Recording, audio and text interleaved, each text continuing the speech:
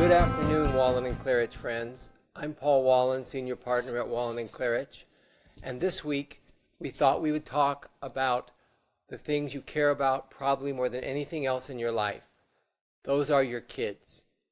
Every day, we get calls from parents who are hysterical because social workers have come to their home and have taken their kids away from them and put them in foster care. This doesn't just happen in poor areas, let me assure you.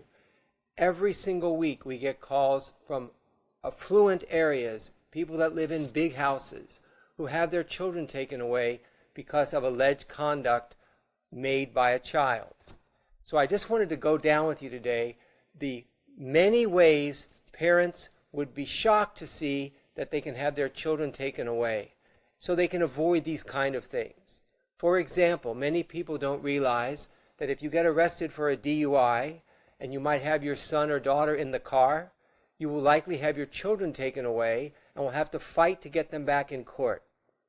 I have a list of different ways kids get taken away from their parents because they did allegedly something they shouldn't have done.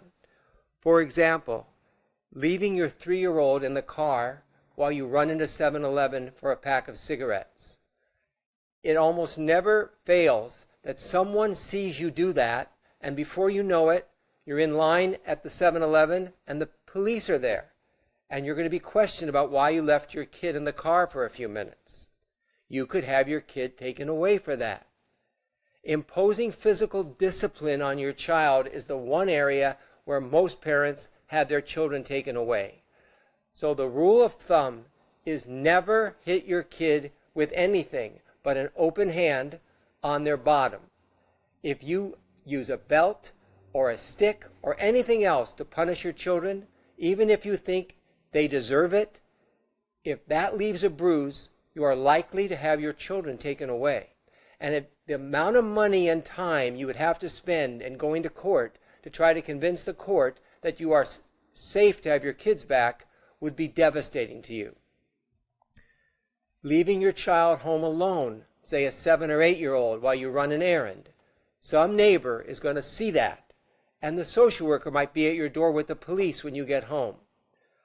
Of course, another area is if you're alleged to have touched your child inappropriately in a sexual manner. Of course, you'll be in trouble then. Let me assure you that social workers, for the most part, are true believers. That means doesn't matter what you say. If a child says it, it must be true. And you will be fighting upstream to get your child back.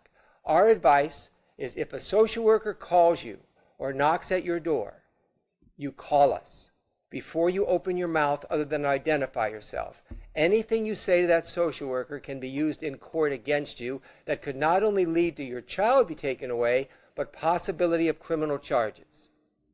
In a very high number of cases, these cases start at school, where your child will say something to a friend and the friend will say something to a teacher. The teachers are mandated reporters. That means whether they believe the allegation or not, if they don't report it to CPS, Child Protective Services, they can go to jail. So that report will go to social workers. And the next thing, you could be accused of something. So please, call our office if anything like this happens. You love your kids.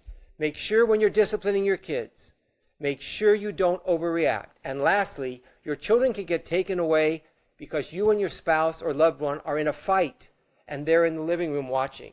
That is enough to have your children taken away. So please be careful. You love your kids. Do the right thing.